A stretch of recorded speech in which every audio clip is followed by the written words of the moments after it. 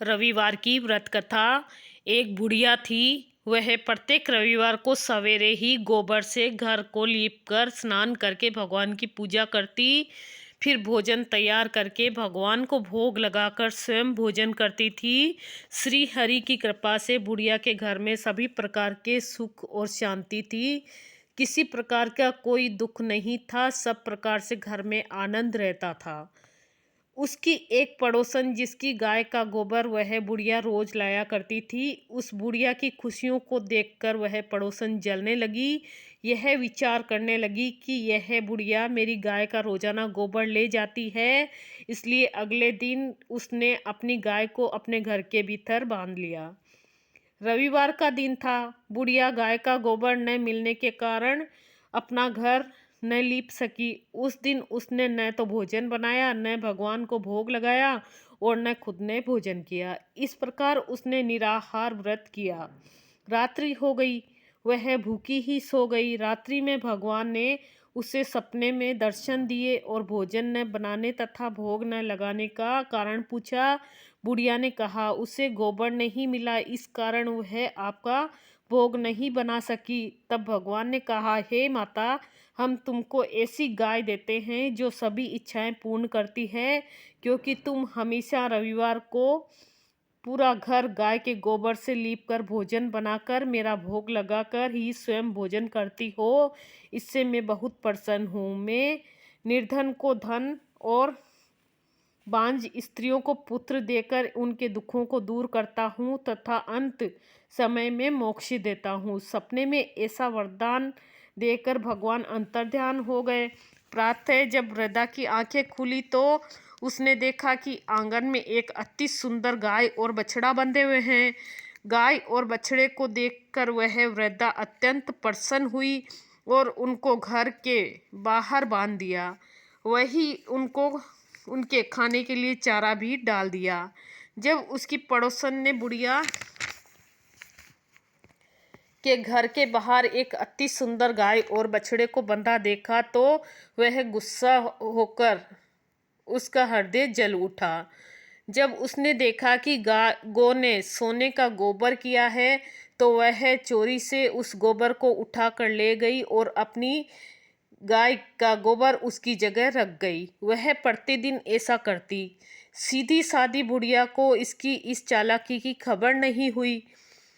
सर्वव्यापी ईश्वर ने सोचा कि चालाक पड़ोसन के कर्म से बुढ़िया ठगी जा रही है।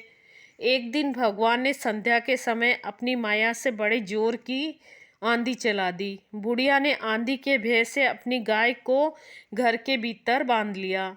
प्रातःकाल उठकर जब बुढ़िया ने देखा कि गाय ने सोने का गोबर दिया है तो उसके आश्चर्य की सीमा नहीं रही। अब वह प्रतिदिन गाय को घर के भीतर बांधने लगी। पड़ोसन ने देखा कि बुढ़िया गाय को घर के भीतर बांधने लगी है और उसका सोने का गोबर उठाने का दाव नहीं चलता तो वह ईर्ष्या और दाह से जल उठी। अन्य कोई उपाय नहीं देख पड़ोसन ने उसे देश के राजा की सभा में जाकर शिकायत की कि महाराज, मेरे पड़ोस में एक वृद्धा के पास गऊ है जो नित्य सोने का गोबर देती है। आप सोना प्राप्त कर उससे प्रजा का पाल करिए। वह वृद्धा इतने सोने का क्या करेगी? उसकी बात सुनकर राजा ने अपने दूतों को वृद्धा के घर से गऊ लाने के लिए आदेश दिया। बुढ़िया प्रातः भगवान का भोग लगा भोजन ग्रहण करने जा रही थी कि राजा के कर्मचारी गाय खोलकर ले गए। वृद्धा बहुत रोई चिल्लाई, किंतु राजा के कर्मचारियों के सामने कोई क्या कहता।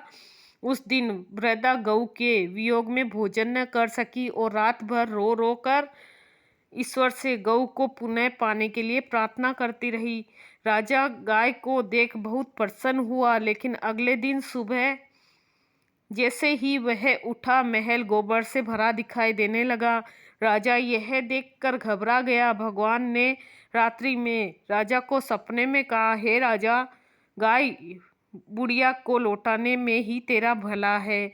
उसने उसके रविवार के व्रत से प्रसन्न होकर मैंने यह गाय उससे दे दी थी।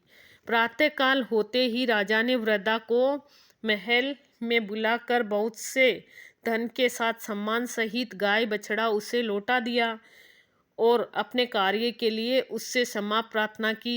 इसके बाद राजा ने उसकी पड़ोसन को बुलाकर उचित दंड दिया। इतना करने के बाद राजा के महल से गंदगी दूर हुई। उसी दिन से राजा ने नगर वासियों को आदेश दिया कि राज्य की समृद्धि तथा अपनी समस्त मनोकामनाओं की पूर्ति के लिए रविवार का व्रत करें। व्रत करने से नगर के लोग सुखी जीवन व्यतीत करने लगे। अब कोई बीमारी तथा प्रकृति का प्रकोप उस नगर में नहीं होता था। सारी नगरी प्रजा सुख से रहने लगी। रविवार की कहानी सुनाई मैंने, बुढ़िया और गाय माता की कहानी। जय श्री कृष्ण।